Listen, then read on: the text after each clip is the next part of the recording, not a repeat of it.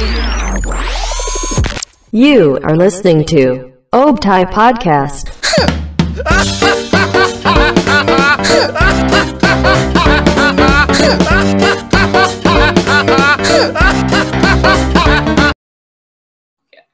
Selamat datang di Obtai Podcast episode ke-50 berapa ya? 54, 55, nggak tahu, lupa karena kebanyakan episode. Jadi pada minggu ini, gini bukan Obtai Podcast yang biasa ya, karena kita nggak cuma ngobrol-ngobrol sama teman-teman sendiri, karena khusus episode ini kita punya kedatangan bintang tamu yang keren banget. Gue udah dengar beberapa lagunya, keren-keren banget, kayak buat healing lah, buat healing kalau nggak apa-apa kalau kita nangis gitu-gitu. Halo, ada Kak Ondari. Halo Kak. Hai, apa kabar? Baik banget Kak, saya mah. Kakak gimana nih? Sehat, baik. Oh, mantap. Capek nggak Kak promo-promo gitu kan? Saya lihat beberapa list Kakak kayak setiap hari promo nih. Promo jalan terus capek. Cuma ya itu sebenarnya salah gue sendiri karena gue so ide tiap bulan ngerilis satu kan itu ya. Oh, itu iya, risikonya. Tapi seru sih. Seru. Oh, berarti udah dari bulan Januari dong Kak? Iya, bulan Januari. Iya, berarti udah 4 bulan berarti. Jalan 4 bulan nih sekarang. Wih, keren banget. Makasih. Cuma ya gitu. Capek tapi seru. Capeknya tuh emang capek fisik atau emang capek bosen aja nih, kayak kan terus promosi gini-gini tuh gimana Kak? Capeknya itu capek karena padat aja sih jadwalnya sih sebenarnya. Jadi apa ya, kurang piknik lah pokoknya. Tapi sebenarnya serunya itu karena setiap kali ngerilis kan jadi kayak ketemu pendengar baru lagi karena tiap lagu tuh ternyata beda-beda aja sih yang dengar. Maksudnya ya yang sama gitu, maksudnya pendengar yang terus datang keep coming ketika ngerilis lagu baru ada, cuma maksudnya ketemu yang baru lagi itu sih serunya. Jadi kadang-kadang capeknya nggak berasa karena ya itu karena ketemu pendengar baru sih. Ya, saya salah satu pendengar barunya Kak. Lagunya healing banget lah, apalagi lagu yang Telepon Terakhir tuh kayak sedikit relate lah sama saya gitu. Waduh, kenapa nih? Ya, ada cerita apa? Nah, saya justru mau nanya nih Kak, Telepon Terakhir kan emang liriknya kayak sederhana, tapi setelah didengerin berulang kali, maknanya itu kan lumayan dalam nih Kak. Ada nggak sih cerita di dalam lagu di Telepon Terakhir?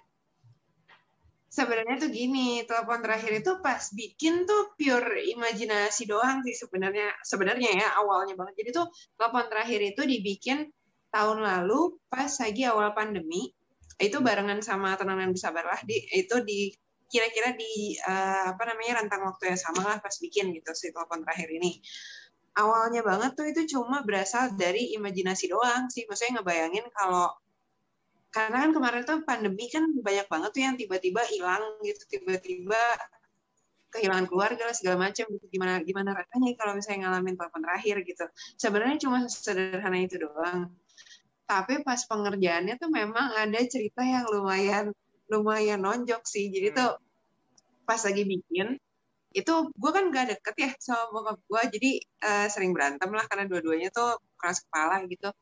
Terus pernah satu kali lagi hujan, lagi bikin Telepon Terakhir nih, lagi hujan gede banget di sini waktu itu. Hujan gede banget, terus mendung, langit abu-abu gitu. Pokoknya suasananya tuh gak enak banget deh. Terus ditelepon lah gue sama bokap gue, marah lah dia, intinya berantem lah gitu, cuma gue lebih banyak diam gitu. Terus tiba-tiba dimatiin gitu aja teleponnya. Gue sih kesel ya digituin, maksudnya karena gue juga sama-sama keras kepala gitu, jadi gue kesel banget sih pas terima telepon dari bokap gue itu. Cuma tiba-tiba lagi kesal-kesal, nangis segala macam, kepikiran lah gue, anjir nih lagi pandemi, semua orang bisa hilang tiba-tiba, kalau itu telepon terakhir lo sama bokap gue gimana? Itu telepon terakhir lo sama bokap gue gimana? Itu di pikiran gue tuh ada yang ngomong kayak gitu. Wah, itu sih gue langsung menyesal sih, gue udah marah sih. Itu sih Telepon Terakhir tuh ceritanya sebenarnya tentang itu berasal dari imajinasi doang awalnya, cuma gara-gara ada kejadian itu jadi ya lumayan nancep juga sih di gue. Berarti kakak beda ya kan, karena saya lihat di internet itu bahwa anak cewek tuh biasanya deket sama bapaknya, anak cowok itu deket sama ibunya. Berarti nggak semua berarti ya kayak. Iya. Aduh maaf, ada motor lewat. Iya nggak Jadi apa-apa. maaf. Sebenarnya sih gue deket, cuma deketnya itu ya itu sering ribut. Beda ya. Head love relationship apa sih? Ya kayak gitu deh. Iya, love hate relationship ya, karena dua-duanya keras kepala aja sih. Ya deket sih deket, deketnya terus berantem mulu, gitu lah. Nah kan nih di awal lagu Telepon Terakhir kan ada, ini sebenarnya bukan lirik ya Kak, ini cuman kayak nomor yang Anda tuju tidak menjawab, itu kan semua HP ya, kayak semua HP tuh ngelakuin itu. Emang Kakak sengaja naro itu atau emang pasti ada pesannya dong, kenapa Kakak naro penggalan voice over itu? Karena sejujurnya pas gue, itu tuh benar-benar gue lagi telepon ke satu nomor lama ya, sekarang nomornya udah mati, nomor, jadi kan gue kerja di studio, itu gue cuma iseng gue nelfon, nomor studio yang dulu gue pengen telepon, cobain gitu, masih ada bunyinya apa enggak gitu, masih nyambung apa enggak. Yeah. Gue telepon lah itu, ternyata itu jawabannya, terus ya udah gue rekamnya, wah lucu juga nih. Sebenarnya cuma sesimpel itu doang sih. Pesannya enggak, kalau dari situ sih, dari part itu doang nggak ada pesan apa-apa sih, cuma memang itu pas banget untuk menggambarkan telepon yang nggak diangkat aja, miss call. Ya itu lucu sih, saya mendengarnya agak kaget awal lagunya kok voice over telepon gitu, tapi pas dengerin lagunya emang nyambung sih. Bagus Kak, saya suka lagu Telepon Terakhir. Nggak apa, itu adalah trik supaya nanti siapa tahu aku disponsorin ya sama provider mana. Betul, bisa masuk. Ya. Ini lagu terbaru Kakak berarti Matahari, Hujan dan Matahari ya Kak? Yes, benar. Apakah ini cerita tentang orang Jawa yang lagi masuk sambal atau orang Cina lagi meninggal? Kan katanya kalau orang Cina meninggal lagi panas tiba-tiba hujan gitu. Emang iya apa? Yang saya dengar sih gitu. Nggak tahu sih, tapi lagu Hujan dan Matahari ini tentang apa sih Kak? Hujan dan Matahari ya? Wah, ini sebenarnya panjang nih ceritanya. Nih nggak apa-apa nih, ceritain aja nih. Nggak apa-apa Kak, saya pendengar yang baik kok Kak, kebetulan. Sedap. Yang baik. Oke. By the way, gue ada pertanyaan dulu. Lu penakut apa enggak? Apa? Lu penakut apa enggak? Penakut dalam hal apa nih? Dalam hal... Lu takut sama entitas-entitas yang tidak terlihat gak? Dikit? Iya, dikit. Tapi lu mau diceritain gak nih? Boleh Kak, saya... Boleh ya? Boleh Kak. Oke. Jadi, ini sebenarnya nggak horor atau apa sih. Jadi tuh gitu. Hujan dan Matahari, kalau dilihat kan sebenarnya artisnya ada 3 ya. Primary artisnya ada gua, ada Cinta Najwa, ada David Halim. Yeah. Ini tuh berawal dari musiknya David Halim. Sebenarnya David Halim ini tuh produser yang emang kita bertiga tuh emang nongkrong bareng juga gitu. Nah, David Halim ini produser. Dia waktu itu dia putus di bulan-bulan Oktober atau November gitu, dia putus lah sama mantannya. Terus tiba-tiba dia ngirimin gue musik lagu ini gitu, musik lagu Hujan dan Matahari. Tapi waktu itu belum ada judul, belum ada lirik, belum ada melodi. Terus ya udah dia kirim ke gue, dia cuma bilang minta dong dibikinin lirik tentang hujan karena dia baru putus. Terus udah singkat cerita, bikin lirik tentang hujan. Dia titipan pesannya David Halim itu cuma bikinin lirik dong tentang hujan. Udah cuma itu doang. Habis itu karena gue lagi di luar kota, gue bilang ke dia lah, nanti ya pas gue pulang baru gue bikin. Hasil gue lupa lah, pas udah pulang gue lupa ada lagu itu. Terus tiba-tiba pada suatu pagi yang sangat random, gue keinget, gue pas baru bangun, gue inget nih, gue belum nulis ini lagu ini gitu, lagu yang masih nggak tahu mau dibikin kayak gimana nih, belum gue tulis. Akhirnya gue denger lah pakai earphone. Nah di hari random itu kan tahun 2020 kan aneh buat semua orang, nggak tahu sih buat lu aneh apa enggak? Aneh banget sih. Aneh banget kan? Nah sama buat gue juga tahun 2020 tuh aneh banget. Di hari itu waktu gue dengar pakai earphone si musik yang masih polosan, nggak ada lirik, nggak ada melodi, nggak ada orang yang nyanyi, tiba-tiba gue mendengarlah suara ada yang nyanyi di situ di tengah-tengah lagunya. Keren. gue tuh dari kecil, keren gila kali lu, pas gue ngalamin sih gue takut. Keren itu, dapat hidayah. Gokil lu ya. Dapat dari hidayah ke suatu ide itu bisa datang dari mana sih. aja. Ya, tapi serem sih pas kayak gitu sih. Ya ini serem. Sebenarnya gini, awalnya tuh gue belum ngerasa serem. Karena gue pikir nih, kayak mabok nih, gue habis bangun tidur gitu kan. Ya udah gue akhirnya, gue cuekin, gue ngopi dulu, gue mandi dulu, gue ngapain dulu.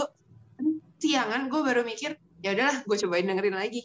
Muncul lagi lah suara yang sama di situ.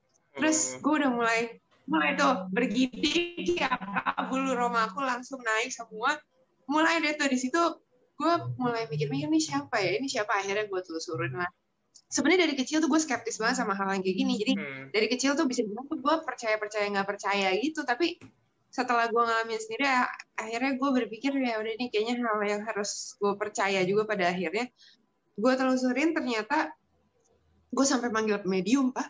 Gue sampai bukan dukun ya, maksudnya gue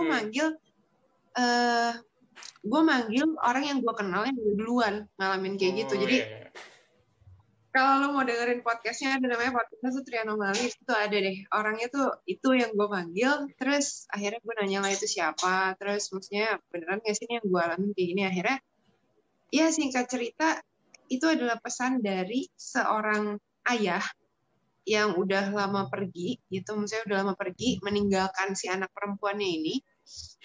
Dia cuma titip pesan tentang hujan gitu. Dia tuh belum sempat, ketika dia masih ada, dia belum sempat ngajarin tentang hujan ke anak perempuannya.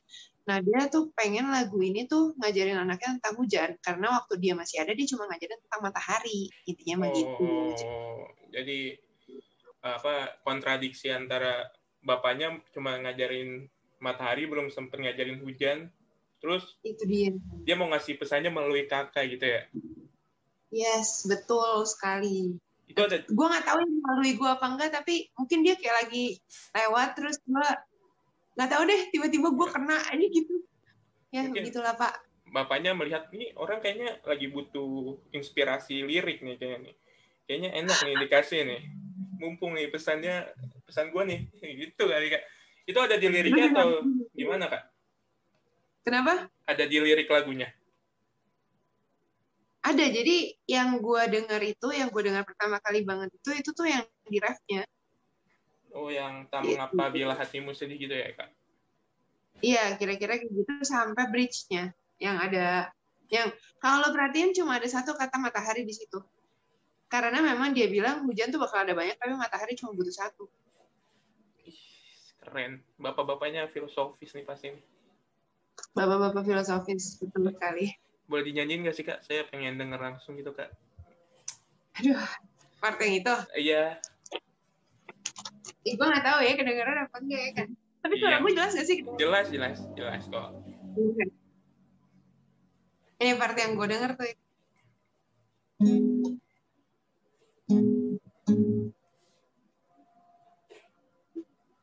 Tak mengapa, tak mengapa bila bersedih, bila ingin menangis, dan tak mengapa bila air mata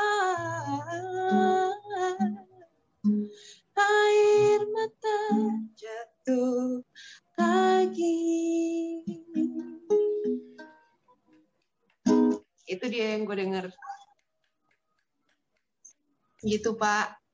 Ya, itu liriknya juga kena ke saya sih. Kayak, kan kalau saya kan saya cowok nih. Kan saya cowok.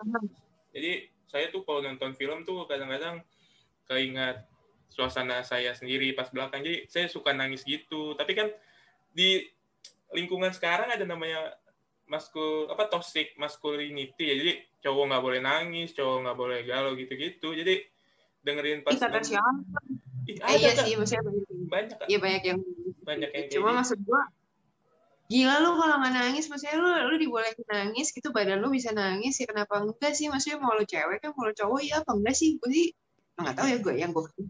Saya juga gitu, saya nangis. nangis aja sih, tapi kan saya mikirin sosial ya, saya mikirin image.